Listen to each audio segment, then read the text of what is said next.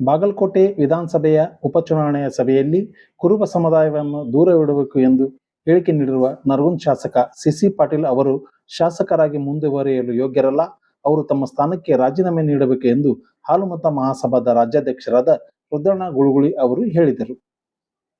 ನಗರದ ಪತ್ರಿಕಾ ಭವನದಲ್ಲಿ ಶನಿವಾರ ಕರೆದ ಸುದ್ದಿಗೋಷ್ಠಿಯಲ್ಲಿ ಅವರು ಮಾತನಾಡಿ, ಹಿಂದಿನ ಬಿಜೆಪಿ ಸರ್ಕಾರದಲ್ಲಿ ಮುಖ್ಯಮಂತ್ರಿಯಾಗಿದ್ದ ಬಸವರಾಜ ಬೊಮ್ಮಾಯಿ ಅವರು ಕುರುಬ ಸಮುದಾಯವನ್ನು ಎಸ್ಟಿಗೆ ಸೇರಿಸುವ ಶಿಫಾರಸಿನ ನಿರ್ಣಯ ಕೈಗೊಂಡು ಕೇಂದ್ರಕ್ಕೆ ಸಲ್ಲಿಸಿರುವುದು ಮತ್ತು ಕೇಂದ್ರ ಸಚಿವ ಪ್ರಹ್ಲಾದ್ ಜೋಶಿ, ಎಚ್.ಡಿ. ಕುಮಾರಸ್ವಾಮಿ ಅವರು ಕುರುಬ ಸಮುದಾಯಕ್ಕೆ ನ್ಯಾಯ ಕೊಡಿಸಲು ಶ್ರಮಿಸುತ್ತಿರುವುದು ಒಂದೆಡೆಯಾದರೆ, ಅದೇ ಪಕ್ಷದ ಒಬ್ಬ ಶಾಸಕ ತನ್ನ ಪ್ರಚಾರ ಭಾಷಣದಲ್ಲಿ ಅಲ್ಪಸಂಖ್ಯಾತರನ್ನು ಮತ್ತು ಕುರುಬ ಸಮುದಾಯವನ್ನು ದೂರವಿಡಬೇಕು ಎಂದು ಬೇಜವಾಬ್ದಾರಿ ಹೇಳಿಕೆ ನೀಡಿರುವುದು ಎಷ್ಟು ಸರಿ? ಇಂಥವರು ಶಾಸಕರಾಗಿ ಮುಂದುವರಿಯಲು ಯೋಗ್ಯರಲ್ಲ ಎಂದು ಹೇಳಿದರು. ಶಾಸಕ ಸಿಸಿ ಪಾಟೀಲ್ ಅವರು ಕ್ಷಮಾಪಣೆ ಕೇಳುವುದು ಬೇಕಾಗಿಲ್ಲ. ರಾಜ್ಯಪಾಲರು ಅವರ ಶಾಸಕ ಸ್ಥಾನವನ್ನು ವಜಾಗೊಳಿಸಬೇಕು. ಅವರು ತಮ್ಮ ತಾಕತ್ತನ್ನು ಪ್ರದರ್ಶನ ಮಾಡಲು ತಮ್ಮ ಸ್ಥಾನಕ್ಕೆ ರಾಜೀನಾಮೆ ನೀಡಿ ಕುರುಬ ಸಮುದಾಯ ಮತ್ತು ಅಲ್ಪಸಂಖ್ಯಾತರ ಮತಗಳು ತಮಗೆ ಬೇಕಾಗಿಲ್ಲ ಎಂದು ಘೋಷಣೆ ಮಾಡಿ ಚುನಾವಣೆ ಎದುರಿಸಲಿ ಎಂದು ರುದ್ರಣ್ಣ ಗುಳುಗುಳಿ ಅವರು ಎಚ್ಚರಿಕೆ ನೀಡಿದರು.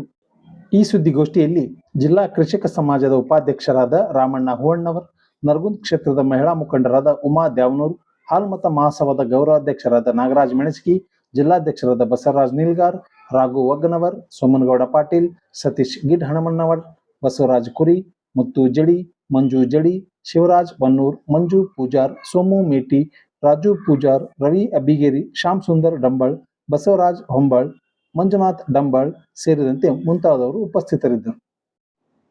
ಬಾಗಲಕೋಟೆಯ ಉಪಚುನಾವಣೆಯ ಸಂದರ್ಭದೊಳಗೆ ವೀರಶೈವದ ಪಂಗಡಗಳ ಏನು ಒಂದು ಸಭೆ ನಡೀತಿರ್ತದೆ, ಆ ಸಭೆಯೊಳಗೆ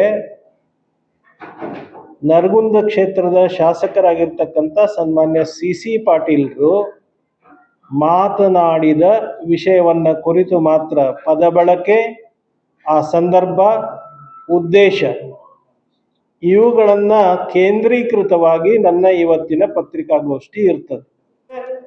ಹಿಂದಿನ ಭಾರತೀಯ ಜನತಾ ಪಕ್ಷದ ಸರ್ಕಾರ ಈ ಪರಿಶಿಷ್ಟ ಪಂಗಡದಲ್ಲಿ ಇರ್ತಕ್ಕಂಥ ಈ ಸಮುದಾಯವನ್ನ ಕೇಂದ್ರಕ್ಕೆ ಶಿಫಾರಸು ಮಾಡ್ತಕ್ಕಂಥದ್ದು ಒಂದು ಕಡೆ ಆದರೆ, ಅದೇ ಒಂದು ಸರ್ಕಾರದಲ್ಲಿ ಇರ್ತಕ್ಕಂಥ ಅದೇ ಒಂದು ಪಕ್ಷದ ಒಬ್ಬ ಶಾಸಕ ತನ್ನ ಬೇಜವಾಬ್ದಾರಿತನದಿಂದ, ಯಾಕಂದ್ರೆ ಒಬ್ಬ ಶಾಸಕನಾಗಿ ಸಭೆಯೊಳಗೆ ಇವರನ್ನ ದೂರ ಇಡಬೇಕು, ಪದ ಬಳಕೆ ನೋಡ್ರಿ, ಇವರನ್ನ ದೂರ ಇಡಬೇಕು. ಎಲ್ಲ ಸರ್ಕಾರಗಳ ಚಿಂತನೆ ಸಮಾಜಮುಖಿಯಾಗಿ ಪ್ರತಿಯೊಬ್ಬರನ್ನು ಕೂಡ ಸಾಮಾಜಿಕ ವ್ಯವಸ್ಥೆಯಲ್ಲಿ ತರಬೇಕು ಅನ್ನುವಂಥದ್ದನ್ನು ಒಂದು ಕಡೆ ಆದ್ರೆ, ಒಬ್ಬ ಶಾಸಕಾಂಗದ ಒಬ್ಬ ಶಾಸಕನಾಗಿ ಒಂದು ಇಡೀ ಸಮುದಾಯವನ್ನ ದೂರ ಇಡ್ತಕ್ಕಂಥ ಮನಸ್ಥಿತಿಯ ಶಾಸಕ ಯಾವ ರೀತಿ ಇವರು ಇರಬೇಕು ಅನ್ನುವಂಥದ್ದನ್ನ ನಾವು ಗಂಭೀರವಾಗಿ ಆಲೋಚನೆ ಮಾಡಬೇಕಾಗ್ತದೆ. ಈ ದೇಶದ ಸಮಗ್ರತೆಯನ್ನ ನಾನು ಕಾಪಾಡಿಕೊಂಡು ಹೋಗ್ತೀನಿ ಅನ್ನುವಂತಹ ಪ್ರಮಾಣ ವಚನವನ್ನು ಸ್ವೀಕಾರ ಮಾಡ್ತಕ್ಕಂಥವ್ರು ಈ ಏಕತೆಗೆ ಮತ್ತು ಸಮಾಜಕ್ಕೆ ಒಂದು ಭದ್ರತೆಗೆ ಧಕ್ಕೆಯಾಗುವಂತಹ ರೀತಿಯೊಳಗೆ ಇವರ ಹೇಳಿಕೆಗಳು. ಮತ್ತೆ ಇಂಥವ್ರು ಶಾಸಕರಾಗಿ ಇರಬೇಕಾ? ಈ ದೇಶದ ಪ್ರಗತಿಯೊಳಗೆ ನಮ್ದು ಕೂಡ ಪಾತ್ರ ಇದೆ. ನಾವು ಪ್ರಜಾಪ್ರಭುತ್ವ ವ್ಯವಸ್ಥೆಯಲ್ಲಿದ್ದೀವಿ, ನಮಗೂ ಕೂಡ ಸಂವಿಧಾನದಲ್ಲಿ ಹಕ್ಕಿದೆ. ನಾವು ಈ ಸಾಮಾಜಿಕ ವ್ಯವಸ್ಥೆಯೊಳಗೆ ಎಲ್ಲರ ಜೊತೆಗೆ, ಯಾಕಂದ್ರೆ ಸಮಾಜ ಜೀವಿ, ನಾನು ಎಲ್ಲರ ಜೊತೆಗೂ ಕೂಡ ಇನ್ನೊಬ್ಬರಿಗೆ ನೋವಾಗದ ರೀತಿಯಲ್ಲಿ ಬದುಕನ್ನ ಸಾಗಿಸ್ಬೇಕು. ನನ್ನ ವರ್ತನೆ, ನನ್ನ ಚರಿತ್ರೆ ಆ ರೀತಿಯಾಗಿ ನಿರ್ಮಾಣವಾಗಬೇಕು.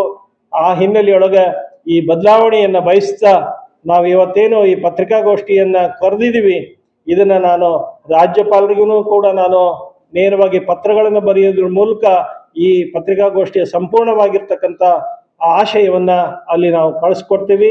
ಮತ್ತು ಪಕ್ಷದ ಜಿಲ್ಲಾಧ್ಯಕ್ಷರಿಗೆ, ರಾಜ್ಯಾಧ್ಯಕ್ಷರಿಗೂ ಕೂಡ ಹಾಲುಮತ ಮಹಾಸಭಾ ಈ ಒಂದು ಆಗ್ರಹವನ್ನ ಕಳಿಸ್ಕೊಡ್ತದೆ ಅನ್ನುವಂಥ ಮಾತನ್ನು ಹೇಳ್ತಾ, ತಾವೆಲ್ಲರೂ ಈ ಪ್ರಜಾಪ್ರಭುತ್ವ ವ್ಯವಸ್ಥೆಯ ಸಂವಿಧಾನದ ಅಡಿಯೊಳಗೆ ಎಲ್ಲರಿಗೂ ಸಾಮಾಜಿಕ ನ್ಯಾಯ ಸಿಗಬೇಕನ್ನುವಂಥ ನಿಟ್ಟಿನೊಳಗೆ ಪತ್ರಿಕಾ ಒಂದು ರಂಗದ ಪ್ರಮುಖವಾಗಿರ್ತಕ್ಕಂಥ ಅಂಶ.